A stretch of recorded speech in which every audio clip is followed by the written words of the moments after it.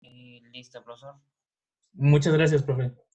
Hola chicos, buenas tardes. Pues vamos a comenzar esta sesión. Ya es de las últimas sesiones y me interesa mucho pues que veamos unos puntos que son realmente importantes. Toda la materia en sí es importante, sin embargo, vamos desglosando cada una de las actividades, cada una de los temas que corresponden a esta materia, que sin duda considero que ha sido muy provechoso.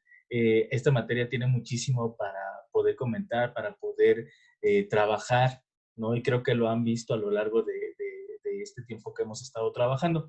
Y hoy quiero compartirles esta sesión, cómo cambiar el sistema completo. Voy a empezar a compartir pantalla, porque bueno, hemos hablado que el hecho de innovar no quiere decir dejar a un lado los procesos ya establecidos, los procesos que en algún momento ya fueron estudiados, ya fueron incluso puestos en marcha, puestos en práctica y que en algún momento han funcionado. No podemos dejarlo a un lado definitivamente. Tenemos que tomarlo como base y obviamente esto nos va a generar, nos va a permitir el poder también innovar. La sociedad, el tiempo, las circunstancias van cambiando. El material que elegí para trabajar en esta materia, fue formulado, fue trabajado desde del año pasado, en el 2020. Sin embargo, todavía no se tenía en cuenta o no se daba eh, todavía esta parte de la pandemia, ¿no? Hay algunos temas donde todavía marca que el sistema educativo no ha cambiado, sigue en el aspecto tradicional, en el aula, los niños en el aula. Eh, Sin embargo, como les mencioné hace un momento, el tiempo, las circunstancias van cambiando. Ahora nos toca vivir y estamos viviendo un aspecto histórico con esta parte de la pandemia y que ha venido a revolucionar muchísimas circunstancias, entre ellas también la educación, ¿no? Eh, y aquí el tema del día de hoy, ¿cómo cambiar el sistema completo? Obviamente que no lo vamos a poder lograr, ¿no? No se puede lograr, al menos que tengamos algún puesto dentro de la política o algún puesto grande desde arriba. Entonces sí, como lo indica el presidente, ¿no? Ir en esa manera escalonada, desde arriba hacia abajo, ir cambiando y modificando. Sin embargo, bueno, también se involucran otros aspectos como es la política, ¿no? O sea, no podemos dejar a un lado este aspecto político también que influye en muchos aspectos, como les reitero, el educativo. Ahorita, pues, cuestiones de salud, se está viendo si se regresa o no a clases presenciales, si la educación es una actividad esencial, pese al semáforo epidemiológico.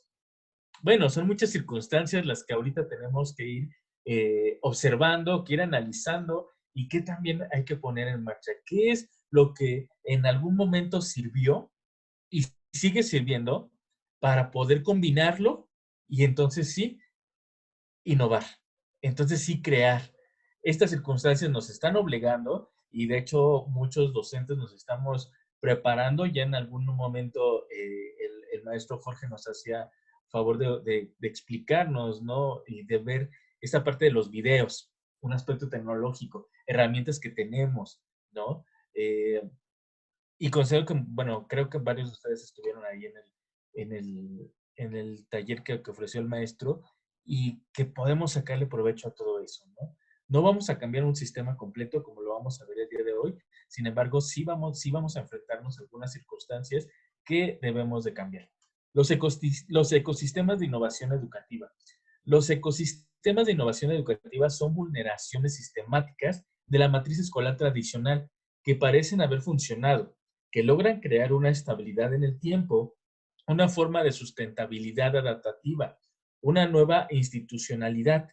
Después de todo, nada sería más frustrante que vulnerar la matriz tradicional para descubrir prontamente que la energía de la innovación se acabó y el éxito fue efímero. Seymour Saranson en 1972 llamó este problema el colapso de los entornos, así como, perdón, algo así como el pozo ciego de las innovaciones que terminan siendo absorbidas por la cultura previa. Por eso necesitamos ejemplos que pasen pruebas de tiempo y de escala. Es decir, necesitamos también ir en esta parte de prueba y error, ¿no? Y de esto ir aprendiendo. Bueno, yo recuerdo que en un colegio donde me tocó trabajar en educación primaria, estaba como coordinador escolar en ambos niveles, tanto en preescolar como primaria, y esto fue antes de unos 2 años antes de la pandemia, y manejábamos una plataforma donde las profesoras tenían que subir las tareas, o sea, los niños llevaban su agenda y anotada, ahí iban anotadas su tarea, las actividades que tenían que realizar, y también llevaban aparte, las maestras subían a esa plataforma educativa, las tareas que les encomendaban a los pequeños, ¿no? Para que los papás tuvieran, pues, y supieran cuáles eran las tareas que los niños tenían que realizar en casa. Esto, bueno, ¿en qué beneficiaba? Bueno, en la comunicación con los papás sabían cuál era la tarea que tenían los pequeños, para evitar ciertos engaños, ¿no? No falta aquel pequeño que no tengo tarea, ¿no? Y papá y mamá pues, no revisan la agenda. Entonces, bueno, eso en algún aspecto ayudaba, ¿no? El usar esta plataforma. Sin embargo, había otras herramientas que también ayudaban o bueno, que tenían en la plataforma y que muchas herramientas no eran utilizadas por las profesoras. A mí me llamaba mucho la atención porque yo llevaba la plataforma de la institución y tenía muchas herramientas esta plataforma. Sin embargo, nada más lo único que ocupaban las maestras era para subir, y eso porque era parte de los requisitos y parte de las tareas de las maestras, subir a la plataforma las tareas. Y había algunas otras herramientas donde también podían tener interacción con los pequeños en casas, así como lo realizamos nosotros a través de esta plataforma, eh, y no lo hacían, ¿no? ¿Por qué? Porque es una carga extra de trabajo, porque pues no veían como una necesidad, este, y bueno, no faltaban como los pretextos, ¿no? Para poder eh, utilizar estas herramientas. Hoy en día, considero, digo, ya no he podido platicar con ninguna de las maestras de ese tiempo, pero digo que si se hubiera utilizado esa herramienta, hoy en día no estaríamos batallando, porque es una de las maneras en las que se va a trabajar posteriormente, ¿no? Ahorita hay una incertidumbre con el nuevo ciclo escolar, no sabemos qué es lo que realmente vaya a pasar, perdón, si se siga trabajando en línea, si se lleve un sistema híbrido, si no sabemos, o sea, realmente no sabemos, pero tuvimos las herramientas en un tiempo atrás y no eran utilizadas, ¿no? Se habló mucho en su momento de las TICs, que teníamos que innovar en el aspecto tecnológico, pero como no había esa necesidad auténtica, por llamarlo de alguna manera, pues no se siguió con el mismo ecosistema, con el mismo aspecto tradicional. Pocos maestros nos aventamos a esta parte de la tecnología. Algunos maestros, pues obviamente por el aspecto de la edad, no, no se atreven, no se atrevieron. Bueno, ahora, ¿qué va a pasar posteriormente a esta pandemia? Posteriormente, cuando ustedes ya tengan terminada esta licenciatura y se enfrenten a este mundo laboral educativo, donde esperamos que, que los estudiantes de este centro universitario Halle pues sobresalgan dentro de la sociedad, sobresalgan en el aspecto educativo, que en algún momento ya lo habíamos mencionado en alguna otra sesión, que podamos verlos algunos de ustedes, ¿no? Innovando el aspecto educativo. Les reitero, es muy difícil o es muy complicado desde arriba, complicado más no imposible. ¿no? No imposible. Muchos podríamos, sí, soñar en el aspecto de tener algún cargo. ¿Por qué no? ¿Cierto? Sin embargo, bueno, reitero, ahorita desde donde nos toca trabajar, que seamos innovadores, que seamos creativos. Y que no ocurra lo que en 1972 Saracen llamó colapso de los entornos, donde pues fue un pozo ciego de las innovaciones que terminaron siendo absorbidas por la cultura previa, por la cultura que ya existía y por esa falta de visión hacia el futuro. Muy bien, la hipótesis central es que hay una vía intermedia entre alterar todo el ecosistema y cambiar la escala individual como docente o como escuela, la creación de ecosistemas de innovación educativa. Aquí veremos, en breve síntesis, algunos de estos casos y otros del resto del mundo, especialmente centrados en la educación secundaria. Y vamos a ver algunos ejemplos. Te quise poner en esta presentación algunos ejemplos de proyectos innovadores dentro de la educación en algunos países de América Latina. Incluido también poner un ejemplo de México, ¿no? Que en algún momento también se llevó a cabo y desde mi punto de vista también fue muy bueno y creo que considero que si seguimos también avanzando en ese tema que ahorita te voy a presentar que se llevó a cabo en México, si se sigue llevando esa estrategia, considero que nuestra educación puede seguir adelante y creceríamos en el aspecto educativo. Pero bueno, vamos a analizar algunas de las estrategias que ocuparon en algunos países. Una de las experiencias más interesantes de América Latina son los gimnasios cariocas, un programa de extensión de la jornada escolar en escuelas secundarias públicas de Río de Janeiro. Cada alumno es recibido en estas escuelas con la construcción de un proyecto de vida que ocupará un espacio institucional con planes y actividades en la comunidad. En paralelo, una plataforma digital, Educopedia, acompaña la experiencia de aprendizaje con secuencias didácticas innovadoras. Los docentes sistematizan sus lecciones exitosas en reuniones mensuales interescolares que crean redes horizontales de renovación pedagógica. Entonces, allá ocuparon esta parte del proyecto de vida como un espacio institucional, planes, actividades dentro de su comunidad. Entonces, obviamente esto que genera a los estudiantes, pues una cierta interés, cierta expectativa de saber, bueno, qué es lo que va a pasar, qué es lo que, cómo vivimos en la comunidad, conocer la comunidad desde ese aspecto como adolescente, ¿no? Desde ese ángulo de adolescente. Y pues en paralelo nos menciona aquí que llevan esa plataforma digital. Esto te estoy hablando, les hablo antes de la pandemia. ¿No? Porque ahorita ya es como muy común y ustedes me pueden decir, pues es que ya en muchas escuelas lo hacen, ¿no? O sea, ya no es como muy nuevo. No, te estoy hablando mucho antes de la pandemia, 3, 4 años antes de la pandemia, antes de que se viera todo este aspecto ya más tecnológico y que por necesidad se tuvo que ocupar, se proyectó en Río de Janeiro eh, con una experiencia de aprendizajes con secuencias didácticas innovadoras. Fíjense qué aspecto tan interesante y qué aspecto tan importante también es el hecho de que dentro de tu secuencia didáctica tú seas innovador, obviamente con base a tu realidad, con base a tus materiales, con base a lo que tengas al alcance, eh, para poder ejecutarlo.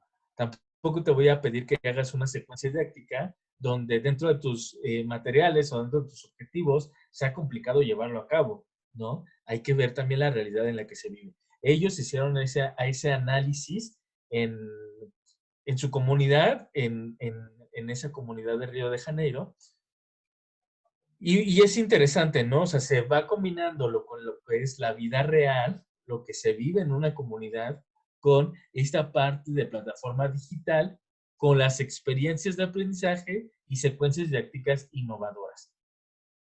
Lamentablemente, muchos docentes podemos caer en esa situación, en llevar y no generar dentro de tus secuencias didácticas dentro de tu planeación, eh, esas ideas innovadoras, sino seguir solamente con lo tradicional. Y sé que hay muchos factores, porque ahorita si un maestro me escucha, sobre todo de nivel, perdón, nivel básico, me va a decir, oye, no inventes, o sea, ¿cómo quieres que me ponga yo a analizar, a querer experimentar, a querer innovar, cuando tengo tanto trabajo administrativo, cuando tengo... Es una realidad lamentable en la que se vive, ya lo hemos analizado en otras sesiones, ¿no? Se pierde lamentablemente el objetivo del docente, se pierde el sentido y el objetivo de la escuela de transmitir ese conocimiento, ¿no? De que los alumnos aprendan. Y sí, es complicado porque, bueno, tengo que entregar esto, tengo que entregar aquello, y aunado todavía tengo que innovar, pues mejor sigo con lo mismo, ¿no? Entonces, es una tarea grande la que tenemos los maestros, es una tarea, sí, que debemos, que es complicada. Sin embargo, reitero esta parte y muchos nos los han mencionado y yo lo he mencionado también muchísimo, depende mucho de la vocación que tengamos. Si tú estás comprometido con el aspecto de la educación, si tú estás comprometido con tus alumnos, si tú te comprometes con tu profesión, considero que sí, es pesado, es complicado, pero reitero, no es imposible. Entonces, hay que tener en cuenta, pues obviamente, estas secuencias didácticas. Eh, Nos dice que los docentes sistematizan las lecciones exitosas en reuniones mensuales. Qué importante también es el trabajo en equipo, ¿no? Esa colaboración, ¿no? El trabajo colegial. Obviamente sí tienen muchos aspectos también que ver aquí, desde las emociones en los docentes, el trato entre compañeros. Híjole, trabajar con personas, trabajar con humanos es muy complicado, ¿no? Sin embargo, reitero, pues aquí viene muchísimo esta parte de vocación y de querer ser profesional dentro del trabajo como docente. Yo recuerdo mucho y te voy a hacer, ojalá podamos investigar un poquito y te lo voy a dejar de tarea, no dentro de la plataforma, no para calificar, pero sí para que te preguntes qué diferencia hay entre ser profesional y ser profesionista. Esta tarea te la voy a dejar para la siguiente sesión para poderlo compartir, porque es precisamente de lo que también hablamos, el ser profesional o ser nada más quedarte en ser solamente profesionista. Por ahí ya te di una pista. Pero sí es importante esta parte en la que podamos trabajar de forma colaborativa con tus compañeros, ¿no? Imagínate el poder, se supone que es uno de los aspectos o de los objetivos de los consejos técnicos, que podamos compartir esas experiencias, ¿no? Aquí lo hicieron de manera colegial dentro de sus instituciones, dentro de sus escuelas, para compartir todas sus experiencias o sus lecciones exitosas. Y de esta manera, pues, hacer una retroalimentación. Eso, bueno, eso pasó en Río de Janeiro. Vamos a ver qué es lo que pasa en Perú. El segundo ejemplo viene del Perú, donde nació hace unos pocos años una red de escuelas revolucionarias con uso de la tecnología, las Innova Schools. Son escuelas privadas que se construyen de cero, con una arquitectura hermosa y funcional para sectores de clases medias emergentes. Se trata quizá del primer modelo de escuelas híbrido, blended en inglés. En América Latina, el 70% del tiempo se aprende con docentes y el 30% con estaciones de computadora dentro de la escuela. Allí hay una versión digital del currículum que les permite avanzar con autonomía en un refuerzo del aprendizaje, pero en circuitos prediseñados por el equipo coordinador del proyecto. Cómo es interesante esta parte en la que, o sea, reitero, esto te estoy hablando antes de la pandemia, ¿no? Donde apenas se comenzaba eh, en América Latina, ya en algunos otros países europeos, en Estados Unidos, en algunos otros países ya del primer mundo, por llamarlo así, ya se viene trabajando más con la tecnología, ¿no? Pero en países de Latinoamérica, pues veamos este ejemplo, ¿no? Como en Perú crean esa revolución tecnológica y nos dice que el 70% se aprende con docentes, pero el 30% con estaciones de computadora, ¿no? Entonces, ahora considero que se está haciendo al revés, ¿no? Un 85% es a través de un aparato digital y el otro porcentaje es con un profesor, ¿no? Claro ejemplo, nosotros. Ustedes están desde el otro lado de la pantalla, ustedes pueden ver la grabación en algún otro momento y están aprendiendo. No es necesario la presencia de un docente que esté contigo. Ya se va viendo como esta parte, para ellos les funcionó esa versión digital del currículum, ¿no? Que les permite avanzar con autonomía.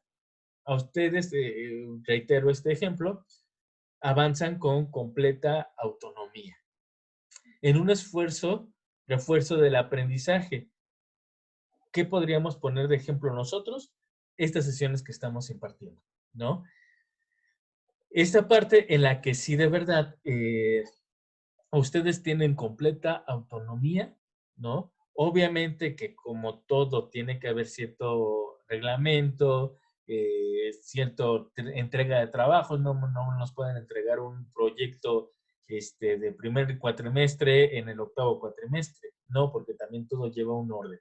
El hecho de llevar cierta autonomía no quiere decir que nosotros, que se tengan que romper con ciertas reglas, con cierta norma a seguir.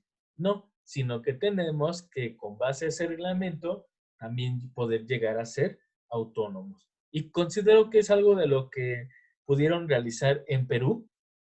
Fíjate, estamos hablando del 2014. En ese tiempo, bueno, ir como visualizando ya también el uso de la tecnología, no solamente en la escuela, en casa, obviamente pues también influyen otros factores, que los alumnos cuenten con esas herramientas, ¿no? Que poco a poco se tiene que ir avanzando. Yo como recuerdo muchísimo en el webinar que tuvieron hace ya algún tiempecito, algunos otros cuatrimestres atrás, donde también me tocó participar, y hacíamos mucho énfasis en esta parte. Como no nos preguntaron en los cambios que ha habido dentro de la tecnología, y recuerdo que en la semana pasada estábamos reflexionando, platicando mi esposa y yo en ese sentido, cómo fue evolucionando desde la máquina de escribir eléctrica. Eran unas cosotas, ¿no? Donde pesaba muchísimo, fueron reduciéndose de tamaño, después salieron las máquinas de escribir eléctricas, donde wow, era un lujo tener una máquina de escribir eléctrica. Posteriormente ya fueron las computadoras, ¿no? Perdón, ya fueron las computadoras. Entonces, bueno, vamos viendo cómo esta parte pues van cambiando y no nos preguntaron y nos tenemos que adaptar. Precisamente también esto va a ocurrir y está ocurriendo a lo largo de la historia y en un futuro también nos va a tocar a nosotros. Muy bien, eso pues pasó en Perú. Vamos a ver qué es lo que, otro ejemplo que también nos propone este material que se me hace pues bastante completo. No sé, también en el ámbito rural nació hace 20 años uno de los modelos más asombrosos de disrupción pedagógica en América Latina, las redes de tutoría en México. El modelo propone partir de temas de interés para los alumnos, fomentando su autonomía en el aprendizaje. La enseñanza se basa en la interacción con un tutor como eje del aprendizaje dialógico. Los alumnos presentan sus aprendizajes ante sus pares, favoreciendo la capacidad de comunicación y la empatía. Luego cada uno puede convertirse en tutor de otros, multiplicando el proceso de enseñanza. Este ejemplo a mí me pareció pues bastante interesante, el hecho de las tutorías, y de hecho no lo llevé yo a cabo tal como nos lo plasma aquí el material. Sin embargo, manejé las tutorías en primaria y me resultaron excelentes, ¿no? Y me di también cuenta de muchas fortalezas que tienen mis alumnos, ¿no? Y qué aspectos y qué áreas de oportunidad yo tenía que trabajar con ellos. Había pequeños que sabían mucho de matemáticas y que no les costaban las matemáticas y que los tomaba también como tutores con sus compañeros para que dentro de su lenguaje ellos pudieran explicarles a sus compañeros que no entendían muy bien el tema, y me resultó muy favorable. Y hay que saberlo manejar en las materias, ¿no? No todos somos buenos para todos, no, para todo, perdón. Y a estos pequeños se les dificultaba mucho la redacción. Era un dato curioso. Y había pequeños que no, que eran buenísimos en su redacción, en ortografía, en español, y que se hacía el cambio. Muchos de los pequeños que eran tutores, ahora se fueron al otro lado. Y los otros pequeños fueron tutores en la otra materia de español. Y entonces ahí también fuimos descubriendo ciertas habilidades y a lo que se podía dedicar. Y eso considero que es muy, muy bueno. Voy a presentarles un video que a mí me pareció que explica mejor un poquito este tema, este modelo que se llevó en México, y quiero que lo podamos visualizar. Nada más dame un segundito para poderlo compartir y lo podamos escuchar.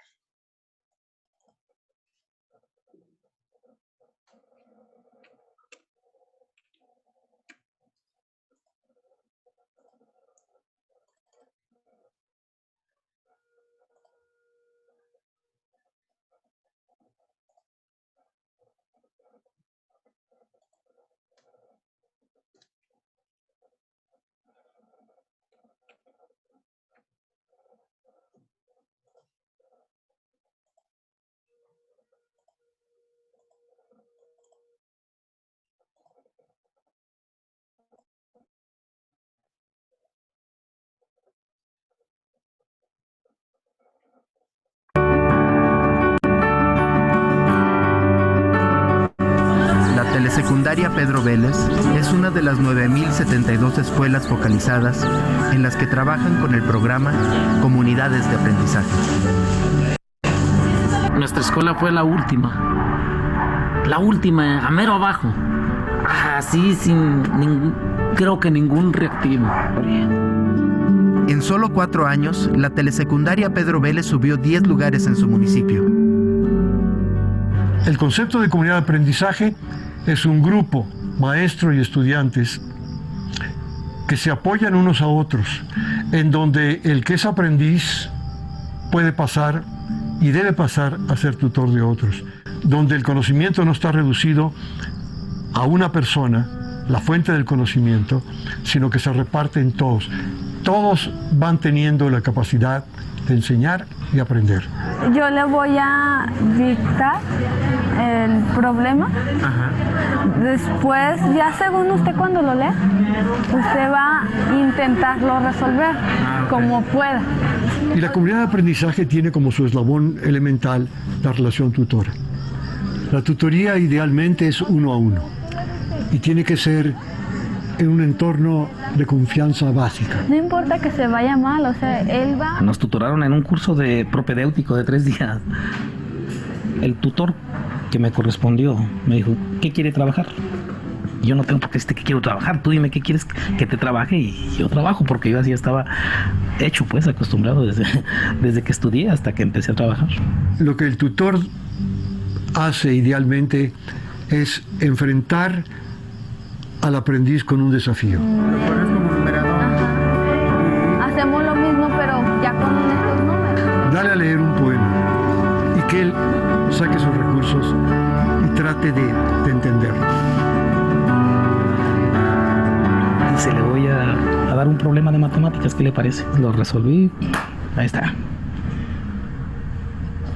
¿No habrá otra forma de resolver esto? ¿Que no está bien resuelto? Sí está bien resuelto, pero ¿por qué no lo busca de otra manera, otra forma de resolución? ¿Y para qué qué? Si ya está resuelto.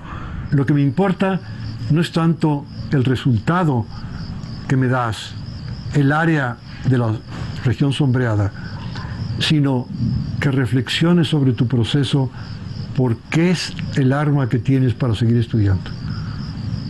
O sea, usted va a escribir cómo se lo va a tutorar.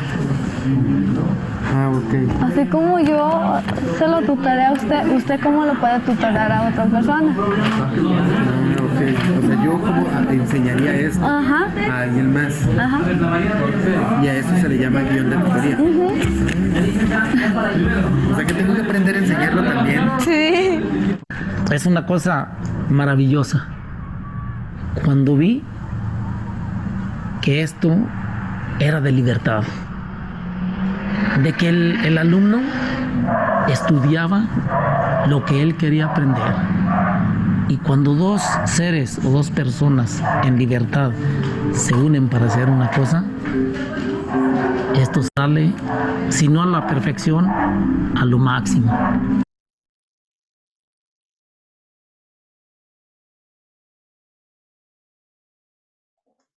Muy bien, hasta ahí dejamos el video. Considero que creo que quedó un poquito más claro el aspecto de esta parte de las tutorías que se han manejado aquí en México, y me llamó mucho la atención por esta parte del análisis que hacían en la telesecundaria, ¿no? Después de haber sido la última en el aspecto académico dentro de esa región, han ido subiendo en el aspecto académico a través de esas tutorías, ¿no? Donde podemos ver que hay un tutor, hay un aprendiz, y que ese aprendiz después se convierte en tutor. Y esas pues son las premisas de aprendizaje.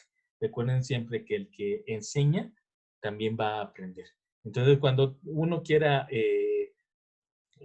aprender más de algún tema, comprender mejor de un tema, trata de explicarlo, trata de explicárselo a otra persona, y vas a ver que esa parte también va a ayudar mucho para la comprensión de uno mismo de algún determinado tema. Pues con esto termino, chicos. Muchísimas gracias. Espero que les haya servido muchísimo. Están todavía algunos trabajos pendientes en la plataforma. Váyanlo subiendo, yo los voy a ir revisando. Y bueno, ya porque para la siguiente sesión, pues me parece que ya es la última de esta materia. Os quedo al pendiente. Muchísimas gracias y excelente tarde.